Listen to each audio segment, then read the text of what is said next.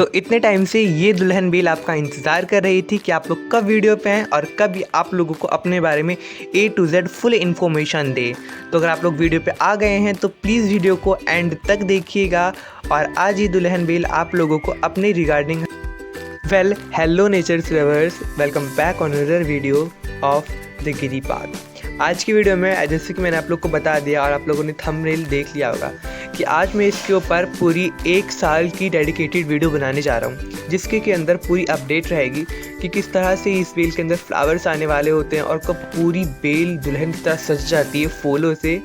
आज मैं आप लोग को एक चीज़ बताऊंगा इस बेल से रिगार्डिंग, तो प्लीज़ वीडियो को देखिएगा एंड तक। और वीडियो का कौन सा पार्ट आपको अच्छा लगा या आप लोगों को कोई चीज़ समझ नहीं हो तो प्लीज़ एक बार कमेंट कर देना, जिससे कि मुझे समझ आए और मैं उस चीज़ पे वर्क कर सकूँ। तो सामने जो आप लोग बेल देख रहे हो, इसे इंग्लिश या अंग्रेजी में कहते हैं रंगून क्रीपर, या हिंदी में इसका कई नाम होता है जैसे कि मधुमालती, झुमका बेल, दुल्हन बेल, कई सारी बेल के नाम से इसे जाना जाता है कई सारी रीजन में हमारे इंडिया में। मेनली बात की जाए कि इसके अंदर फ्लावरिंग कब आती है, तो इसके अंदर फ्लावरिंग गर्मी या सर्दी जब हाई पीक पे होती है तब छोड़ के 12 महीने इसके अंदर फ्लावरिंग होती है। बात की जाए इसके अंदर कोई बीज बनते हैं तो नहीं, ये बीज से नहीं बनती। जो हमारी हाइब्रिड की बेल आती है या जो हमारी डॉर्फ वैरायटी होती है उसके अंदर सीड पॉट बनता है, लेकिन जो इसकी ग्रोथ होती है वो बहुत ज़्यादा नहीं होती। अब बात करते हैं हम इसकी ग्रोथ के बारे में। तो ग्रोथ की बात करूं तो अगर आप लोग की डॉर्फ वैरायटी है तो डॉर्फ वैरायटी ज़्यादा ग्रोथ नहीं लेती, लेकिन ये देसी वैरायटी है जिसका ओरिजिन इंडिया था, तो इसकी जो लेंथ होती है वो बहुत ज़्यादा होती है। और अब बात करें इसके प्रोपगेशन की, तो ये सिंपल कटिंग से लग जाती है। रूटिंग हार्मोन से अगर हम लोग इसे काट के लगाएं in the month of July और फरवरी तो ये बहुत ईजिली लग जाएगी, लेकिन हम लोग इसे high peak of summer and winters grow करने की हो सकता है कि हमारी कटिंग ना लगे, तो आप लोग को बहुत ज़्यादा गर्मी और बहुत ज़्यादा सर्दी को छोड़ के इसको आप लोग लगा सकते हो। फ्रेगरेंस, अब अगर हम लोग बात करें इसकी खुशबू की, तो मैं आप लोग को बता दूं कि आप लोग बात जान कितना खुश हो जाने वाले हो और आप लोग कितना हैरान हो जाओगे कि इस पौधे के अंदर गुलाब से भी ज़्यादा अच्छी खुशबू आती है और यहाँ तक कि कोई भी डिओड्रेंट इसका सामना नहीं कर सकता। लेकिन जैसे ही इसके ऊपर सनलाइट पड़ती है, यानी जैसे ही हमारी सुबह होती है और शाम के 7 बजे तक इसके अंदर की जो खुशबू होती है वो नहीं आती, लेकिन इसके अंदर रात के टाइम में अगर आप लोग थोड़ा गलती से भी बैठ गए तो इतनी बढ़िया खुशबू आएगी कि आप लोग वहाँ से हटोगे नहीं, आप लोग लेट हो जाओगे।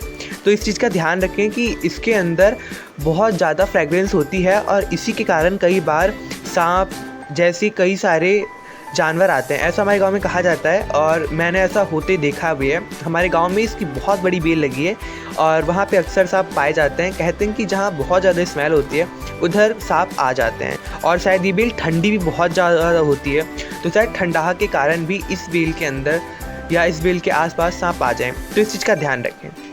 केयर, कुछ केयर नहीं होती है इस प्लांट की। बहुत ज़्यादा कमेंट आते हैं भैया कि आपकी बेल 1 से 1.5 साल में इतनी बड़ी हुई है। जो मेरे रेगुलर व्यूअर्स हैं वो सभी लोग ये बात जानते हैं कि इस बेल को लगाए हुए ज़्यादा टाइम नहीं हुआ है, अभी केवल 1.5 साल ही हुआ है मेरे को।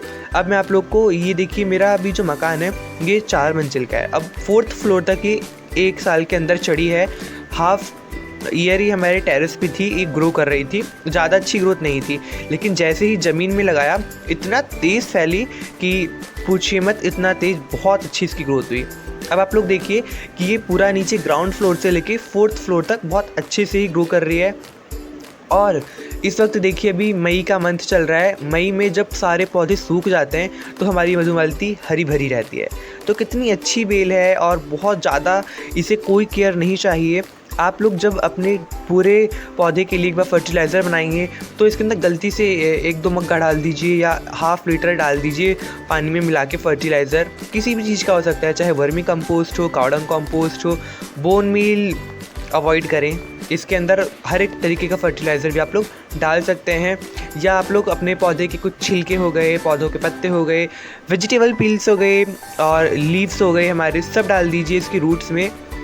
और अब मैं आप लोग को एक बहुत बढ़िया चीज़ बताने जा रहा हूँ। आप लोग देखिए, मैंने इसके अंदर कुछ नहीं किया, मैंने ऊपर से एक रस्सी यानी रोप नीचे ग्राउंड फ्लोर से टच कर दी थी और इसकी रूट्स में बांध दिया था। और ये नारियल की रस्सी को 3 साल हो गए। अब नारियल की रस्सी तो टूट चुकी है, लेकिन क्योंकि ये 4th फ्लोर की ग्रिल यानी रेलिंग पे अच्छे से लिपट चुकी है तो आंधी तूफान में भी से कोई खतरा नहीं रहता। अक्सर मैंने ऐसा होते हुए देखा है कि लोगों की बेल टूट जाती है क्योंकि वो लोग अच्छे से उसे टाइप नहीं कर पाते। तो आप लोग ऐसी जगह पे बेल को ही चढ़ा दीजिए जहाँ से वो बहुत ज़्यादा स्ट्रॉन्गर हो जाए। और कई बार बहुत ज़्यादा तूफ़ान आता है अगस्त सितंबर के मंथ में मेनली, तो वैसे में बच जाएगा। या कई बार बारिश के टाइम पे भी बहुत ज़्यादा आंधी तूफ़ान आते हैं, तो वैसे में भी इस प्लांट को सेव करना बहुत ज़रूरी होता है। अक्सर हम लोग क्या करते हैं, केवल बेल को चढ़ा देते हैं लेकिन उसके प्रिकॉशंस नहीं लेते। और जैसे कि कई बार ये बेल इतनी बड़ी हो चुकी है 1-1.5 साल में कि कई बार ये बिजली के खंभों पे भी चढ़ने की कोशिश करती है, लेकिन मैं इसे अवॉइड कराता हूँ क्योंकि क्या पता कब क्या हो जाए, इसलिए मैं इसे नहीं चढ़ाता। और 4th फ्लोर पर चढ़ने तक इसकी बहुत अच्छी अब तक की जर्नी रही है। और भी बहुत सारी बातें हैं इस प्लांट से रिगार्डिंग, और इसकी मैं कटिंग्स भी इसी साल आप लोगों में से कुछ लोग को ज़रूर दूंगा। मैंने पिछले साल कुछ कटिंग लगाई थी, लेकिन जब हमारी अभी फरवरी में बारिश हुई तो कुछ पॉट मैंने दीवार पर रखे हुए थे, वो गिर गए और जो कटिंग्स सक्सेसफुली हो गई थी वो ख़राब हो गई। तो इस साल जब मैं इसकी कटिंग लगाऊंगा तो 100% आप सभी को दूंगा। और एक बात बोलूँगा, जब आप लोग का पौधा बहुत जैसे 4-5 साल से रेगुलरली बढ़ रहा है तो उसके अंदर आप लोग खाद ज़रूर दें और उसकी कटिंग ज़रूर करें। कटिंग करने से क्या होगा, पौधे को थोड़ा एनर्जी मिलेगी, पौधे की जो एक्स्ट्रा ब्रांचेस निकली होंगी वो सब कट जाएंगी और पौधे को एक नया लाइफ साइकिल मिलेगा दोबारा से अच्छे से फैलने के लिए, रीजनरेशन के लिए। तो अच्छे से पौधे को आप लोग ग्रो करें और इसके अंदर कोई भी खाद नहीं डालनी होती। ये इस वक्त की देखिए क्लिप है जब इसके अंदर बहुत सारे फ्लावर्स आ रहे हैं। तो इस पौधे के अंदर ऐसी कोई भी स्पेशल केयर नहीं है जो कि पौधा मांगता है, सिंपल आप लोग इसे लगा दीजिए।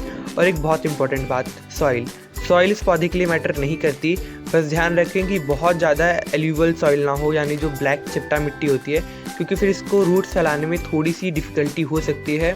और पौधा बहुत हार्डी होता है, कई बार इसे मैंने देखा है कि नीचे से काट दिया जाता है रूट से, लेकिन दोबारा से इसके अंदर से न्यू शूट्स नीचे से निकल जाते हैं। तो आप लोग एक बेल को लगा देंगे तो फिर आप लोग चाहे इसे हटाना लेकिन नहीं हटा सकते, क्योंकि इसी अगर आप लोग को फिर रूट्स निकालनी पड़ेगी इसको हटाने के लिए। बहुत ज़्यादा दिन से कमेंट्स आ रहे थे भैया कि जो आप लोग की मधुमालती है आप लोग प्लीज़ एक वीडियो बना दीजिए। तो देखिए मैंने बना दिया है, अब आप लोग का काम है इस वीडियो को फुल देखना। और अगर आप लोग पार्ट 2 चाहते हैं कुछ अपने कमेंट्स के आंसर्स, तो प्लीज़ एक बार अपने कमेंट्स वीडियोस के कमेंट सेक्शन में डाल देना। बाकी एक और अच्छा फ़ायदा सुन लीजिए इसका, ये अगर आप लोग अपने छत पे फैला देते हैं तो आप लोग का जो टेम्परेचर है छत का वो भी बच जाता है। और देखिए ये इस वक्त ग्रिल पे लटकी हुई है, तो इससे क्या हुआ, इसके नीचे मैंने बहुत सारे अपने पौधे रखे हुए हैं जो कि इसकी शैडो में अच्छे चल रहे हैं। तो गर्मी में अगर आप लोग इसका मंडप सा बना दोगे तो आप लोग के जो परमानेंट प्लांट्स हैं टेरेस गार्डन वाले वो सभी बच जाएंगे। और इसके जो लीव्स निकलते हैं हमारे सर्दियों के टाइम में, तो सर्दियों में इसके अंदर से बहुत सारे पत्ते निकलते हैं जो कि मल्चिंग या खाद बनाने के काम आते हैं। तो अगर आप लोग इस बेल को लगाते हो तो आपको मल्टीपल फ़ायदे मिलेंगे, जैसे कि आप लोग का घर का टेम्परेचर बना रहेगा और आप लोग के प्लांट को शैडो मिलती रहेगी, आप लोग को खाद मिलेगी, आप लोग को फ्रेगरेंस मिलेगी, फ्लावर मिलेगा और एक बहुत अच्छा नेचुरल लुक भी आएगा आपके घर के सामने। और बात की जाए इसकी फ्लावरिंग कब नहीं आती, तो जब ऐसा कोई पोर्शन जिसमें धूप नहीं आती वहाँ पे तो खैर पौधा ही नहीं ग्रो लेगा, तो उसकी बात तो अलग है कि पौधा ग्रो करेगा, फ्लावर आएगा कि नहीं। तो बस कुछ छोटी छोटी बातों का ध्यान रख के आप लोग ग्रो कर सकते हैं मधुमालती। बाकी और भी ऐसी वीडियोज़ के लिए प्लीज़ चैनल को सब्सक्राइब करके वीडियो को लाइक कर लें। Thank you.